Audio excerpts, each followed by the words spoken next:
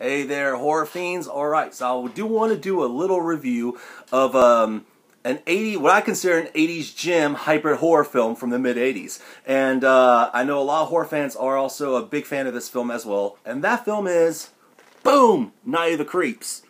Gotta love the badass cover art on this. Alright, so this movie concerns, it opens up in 1950s Sorority Row, and it's shot in glorious black and white, the prologue that is. And that is concerning a sorority sister is out on makeout point, you know, Lover's Lane with a fraternity boy, and they're making out, and all of a sudden a comet crashes in the night sky to the woods behind them. So, like any character in a horror film, you know, they go investigate it. So while he leaves the sorority girl in the car, he goes in the woods to investigate. And upon doing so, the thing breaks open, and a slug like this alien slug flies into his mouth and incubates in his brain, which eventually turns him kind of into a zombie.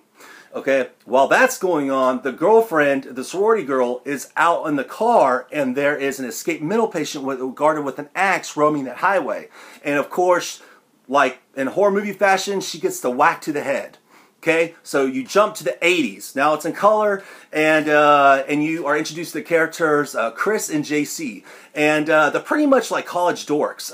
They only are each other's best friends, but they are great best friends, and they are each other's backbones, and they have fun with each other.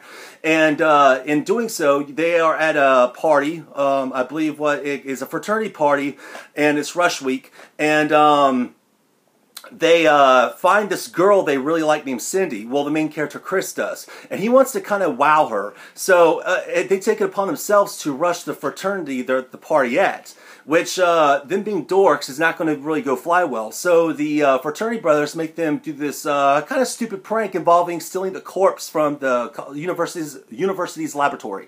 And in doing so, when they do that, they release the body of the kid from the 1950s who had the slug fly into his mouth and incubate into his brain. Upon doing so, the slugs get out onto university campus, and all hell ensues. All hell breaks loose. And what this film is pretty much is a hybrid, as I mentioned, and that involves the whole 1950s creature feature alien slug thing. Okay, and then you got them turning into zombies, so it's part of the zombie subgenre. And then you have the dead mental escape lunatic with the axe, which kind of kicks in the slasher element as well. So it's got all three of these subgenres rolled into one little 80s nugget, and it's so badass. Okay, and anyhow, so the movie kicks off with that, and the film's characters are really badass. I love the two dorks, JC and Chris. You really do feel for them, and you do like them, and you kind of want to, cheer for them on. And I have to say, even the sorority sister they're going for, Cindy, is also pretty cool. And then also the sergeant detective character played by the awesome Tom Atkins, who is from, of course, The Fog, Creepshow, the My Bloody Valentine remake. And he's awesome in this film, and as well as his backstory. And the special effects in this film are top-notch in my book. They're awesome. Like I said, you get alien slugs, you get zombies, and you get some slasher killings, and it's just across the board a fucking perfect 10. No joke. This is one of my all-time favorite films, Night of the Creeps, and also my all-time favorite cover arts as well. And the tagline rules too.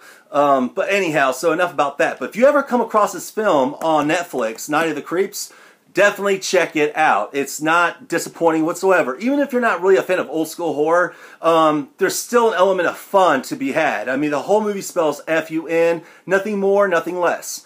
And so definitely check it out. It's definitely a favorite of mine. I highly recommend it. It was released on the DVD with some new modern Photoshop cover art that kind of blows. But this movie itself does not blow. It is the real deal.